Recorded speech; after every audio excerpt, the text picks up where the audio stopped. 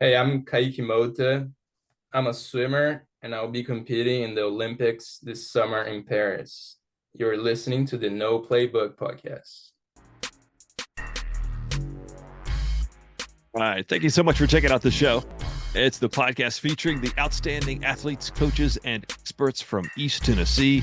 Today, man, got a great guest on the podcast, Kayky Mota, phenomenal swimmer. He was at UT. Now he's headed to Paris for the Olympics. He's really going to be in there, man. It's cool to talk to him on the show today, getting to just kind of hear what that whole process is like. Kayky joins the show to talk about his experience coming from Brazil to America to actually be a Vol, and that whole qualification process about getting into the Olympics. And he shares something that very few people know about him. Hey, so Kayky actually is a swim instructor at Fort Sanders Health and Fitness Center, and they are one of the sponsors of this show.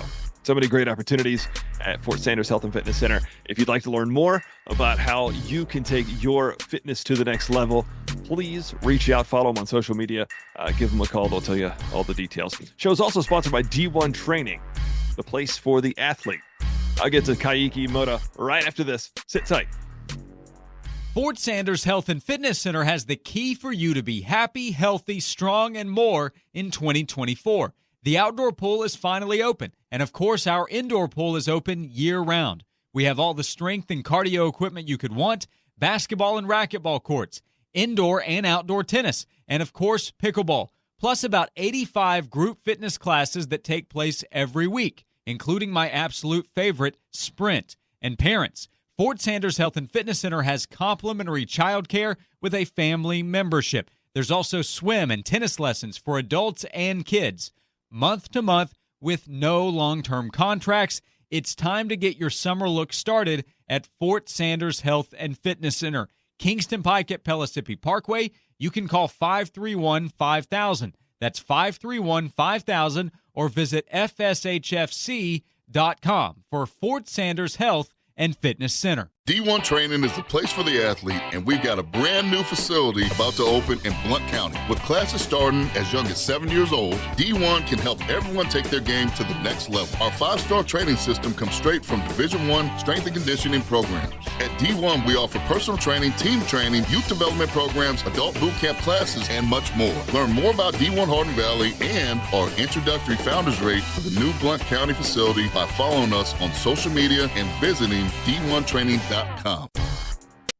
Yo. Hey, Hey, man, how's it going? good. How are you? Very good. Thank you so much for taking the time to join me, man. I appreciate it. I know you got a lot going on right now. How good? How good? So actually, what is a normal day like training and preparing for the Olympics? Is that like for you right now? Yeah, so we're currently training from Monday to Saturday. We do doubles on Mondays and Wednesdays now. We used to do Monday, Wednesdays, and Fridays, but now we're doing just Mondays and Wednesdays. And so we swim in the morning, wake up at 6, get to the pool at 7 or 6:45 and swim at 7. 7 to 9, and then 3 to 5 in the afternoon. And then we lift on Tuesdays, Thursdays, and Saturdays. Yeah. So you're going all out, man. I'm excited for you. Thank you. Has this been a goal, like a dream for many years? Yeah, that was the biggest thing ever. So I guess when I really started, I wasn't really into swimming. I was just, surviving in the water, I guess. My dad was the one that put me into swimming when I was about 5 years old. So I started, to get used to the water. I was still scared. But when I turned 10, he said, "Hey, Kayky, you can do something else. You can compete. You can go with the big boys." Right? So then that's when I started to compete, when I was 10 years old. Never really thought I was gonna be an Olympian. Was very shy, timid, couldn't talk to the other boys, and was just like in my zone at that time. Um, so I started to develop that, that skill of being competitive and getting in the water and do all those things. Um, develop muscles. I was, a very, very skinny, tiny. Everyone would make fun of me. Um, but then I think when I turned 14, or 15, I was in a bigger team. Um, started to swim a little faster, got some confidence there. And I got my first medal at nationals when I was 16. That's when I said to myself, you can do something bigger, maybe Olympics, and I was just always trying to reach the top level in swimming and being something else. So I think when I was 16, I said, okay, let's dial in and do this. So Olympics became a dream. So Yeah. here we are. No, all this is in Brazil, right?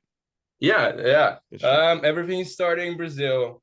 I would swim at a very small gym. I mean, it was a decent size, but the water was just so hot. And at that time, my coach was my dad, and um, that that was a very hard time because everyone would be against me. They would be doubting, and it was a gym. It was a complex where we had a school there. It was my high school where I started my education at that school, and they had a gym. They had everything there, and that's where my dad worked.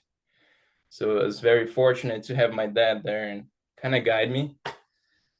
Um, but um, that school didn't really support swimming.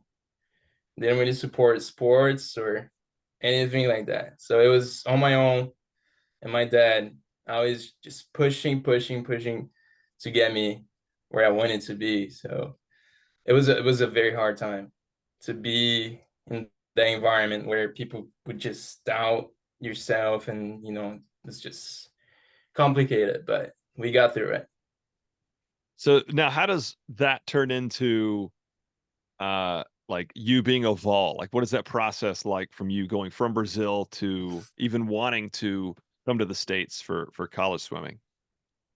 Yeah, so being being in America was also something else that I've always envisioned in my career. Um, it was also something my dad told me I could do one day. I was never good at English. We had English at school, but I always failed the class, and I just couldn't get it. So I always told to myself, I can never move out of my country. How am I gonna survive? And it's just something I doubted. But when I got to high school, things started to get really complicated with swimming because Brazil doesn't really give you a lot of support when you're in a sport. So you had to, go to school, and it was very, very hard to do it both at the same time. So I said to myself, I can't do college in Brazil and swim at a higher level. So I got to do something else. So that's when the idea of going to the US came true. And I I got some I got some friends that were going to the US at that time, and they kind of explained the process and everything. So that's when I started to,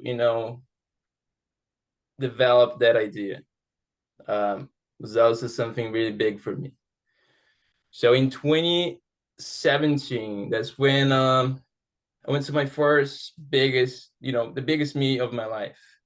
It was World Juniors in Indianapolis, the IUPY pool. That was the first time I really was in the US. So I started to, get used to the environment and people and things. So that's when I started to see more things. So I started to talk to some coaches and see how things were. And in 2018, the idea of coming here became bigger. One of the coaches from Miami of Ohio contacted me and said, Kayky, we want you here. We are at D1 college. So I said, okay, I'm going to Miami, Florida. That would be nice. But it wasn't really Miami, Florida. It was Miami of Ohio. So it was a bit different. But it still was a big thing for me, a big opportunity, and I took it. I said, yeah, I'm going for it. I still don't speak English at that time. And I said, okay, I'm just take this challenge. So I did. I went there. It was also a very complicated process. I can talk more and more about it, but I don't know if we have time for it. And it was already late at school. It was 2 weeks late. I was starting January at that time.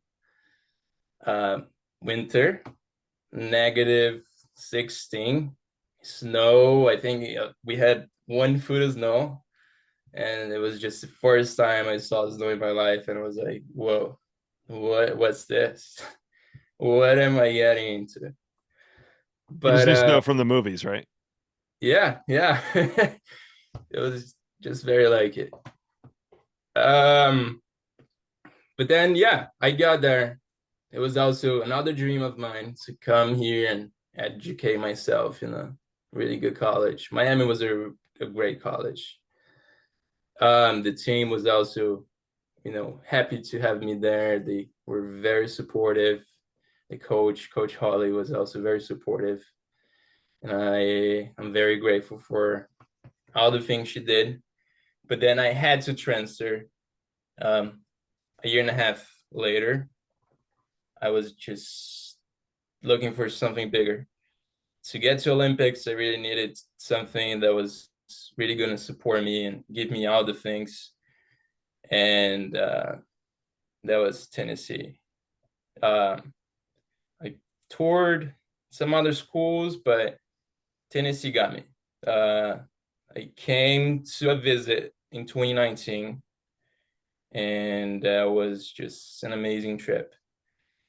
Just I could see that the team was very unified. It was just a very, say, a family aspect. That's what got me. Positive energy, and how the things we did was just amazing. So I committed. It was also my first football game. I went to the Neyland Stadium. That was just a massive thing, and I was like, "Whoa, what's this?" What does So that yeah, compare to like a pro soccer match in Brazil? so I've never been to a soccer match in Brazil either. I was never really into soccer, which is a strange thing for a Brazilian. Everyone's said they say Brazilians are made for soccer, but I was never really into it. But it's really, really big in Brazil. Everyone just gather around, and they, at home they do a bunch of things and fireworks and all of that. But when you go to a football game in college, you see that it's really a show, right? The bands and everything.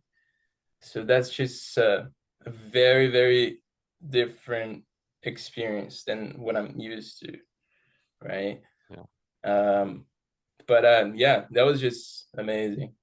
Well, that whole family atmosphere. I've had Griffin Hadley and Julia Burrows, some of your old Yeah. teammates on the podcast, they both talked about that family aspect at UT. Yeah, that's really something that's been in the culture of the program, I guess. The coaches brought it for us. I guess the team built this thing of being unified, and we always do things together, barbecue, volleyball, and that's still something that goes around at this time. Never really died down, and that's just really important, and I value that a lot. So now after college, you've been a coach, swim instructor at Fort Sanders Health and Fitness Center. Uh, talk about what that's like. Like, who are the kind of clients you're working with, and what do you help instruct them on?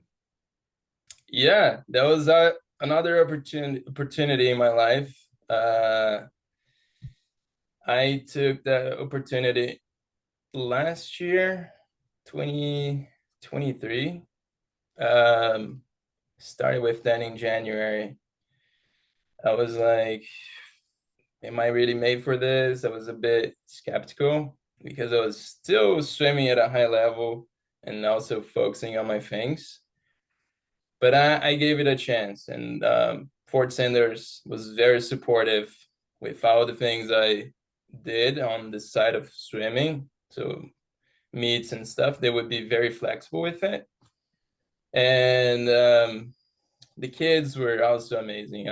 I worked with the kids from 4 to 15, 4 to 16. That's the age range I worked with. And that was just incredible. That gave me a smile every day, and a second purpose aside from swimming, really. And it's still swimming, but it's a different way of thinking of swimming. So it gave me something else to think of. So it was just great. And but I also did beginners and more advanced swimmers and older people as well. I remember teaching this lady how to survive in water. She was just terrified of water, and that was just new for me because my swimming is different. I focus more on the performance side of things, and teaching someone how to survive, that was a challenge. But I guess it was another mission that I needed to achieve, and I did. So I was very proud of that. And yeah, that just gave me a different perspective into swimming. So that was just great. Absolutely. Well, Yeah. that's great. I know the whole team is, rooting for you, as you head to Paris. And about that, speaking of heading to Paris, what kind of is that plan if folks are wanting to watch you perform and, cheer you on? How do they do that? And do you know when and how yet? Yeah, so we're going to Paris, or we're going to Naples, Italy on Sunday. Um, we're gonna go to Naples. That's our training camp. We're gonna be there for a week, and then we go to Paris on the 23rd. And the competition starts on the 27th, I believe, for swimming, and that goes to the 4th of August or 5th. And I swim on the 2nd of August. My dad and brother are gonna be there on the 1st to the 4th, and that's another big thing for me, having my dad that brought me into swimming and brought me the dream of becoming an Olympian was is something that will give me, just another smile and more confidence and motivation to be swimming there. And that's something I didn't expect because um he's working and doing his things, and it's also very expensive, so I didn't expect him to say, yeah, I'm going. So yeah, I'm very happy for it. That's awesome. That's Yeah. great. Um, do you, what is your meet or your event exactly? I do the 100 fly. Yeah, Okay. so I was qualified for the 100 fly. I qualified in August or July last year, and I was also gonna swim the mixed relay, the 4x1 medley, and it's on the same day as the 100 fly. So we thought it might not be a good idea to do both. So I think I'll just do the 100 fly. So now we're approaching time. I told you we wouldn't go much longer than 20 minutes. So real quick, just a couple questions everybody gets. One, tell me something that very few people know about you. Yeah, I guess a lot of people don't know that I love reading books and learning and listening to podcasts.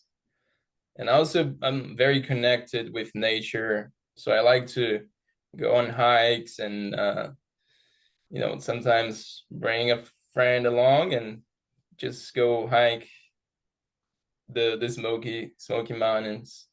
And yeah, I guess that's one thing. Yeah, you live in a great place for it. Yeah, definitely. Yeah. What about podcasts? You said what are the ones you listen to? Yeah, so there are a couple of Brazilian ones related to finance, and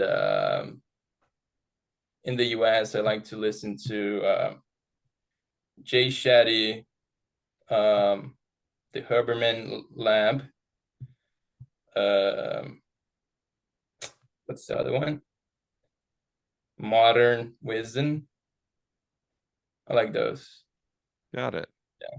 Got it. So now share one unforgettable sports memory for you. It could be when you were a little kid, or it could be, qualifying for the Olympics.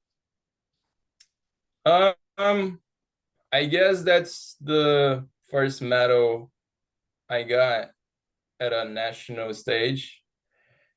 That was the first time I won a national championship in Brazil, and that was the 400 IM long course. That's what I used to swim. I used to be a distance swimmer. I used to swim the mile.